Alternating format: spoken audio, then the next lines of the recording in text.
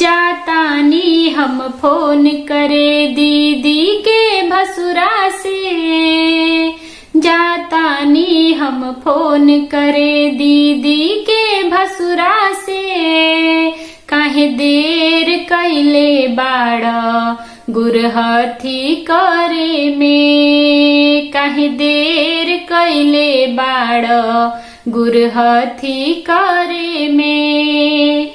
नथिया न ले आई बत माफ हो जाई, झुमका न ले आई बत माफ हो जाई, टीका न ले आई बत बवाल हो जाई, टीका न ले आई बत बवाल हो जाई।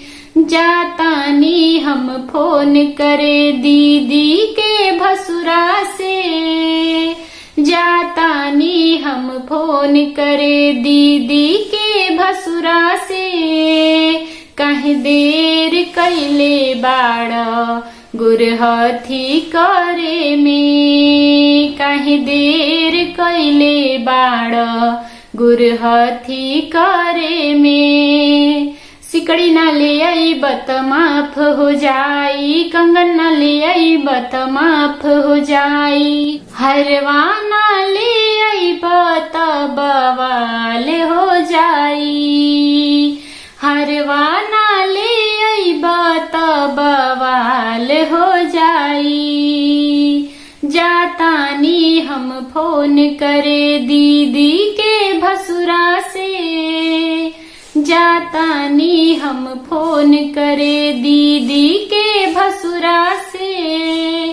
काहे देर कैले बाड़ा गुरहथी करे में, काहे देर कैले बाड़ा गुरहथी करे में। उम्मीद करता नहीं गुरहथी के गारी गीत पसंद आये हुई आप सबके। इस तरह के और भी गीत सुनने खातिर हमारे चैनल के सब्सक्राइब करी, वीडियो के लाइक करी, शेयर करी और कमेंट जरूर करी।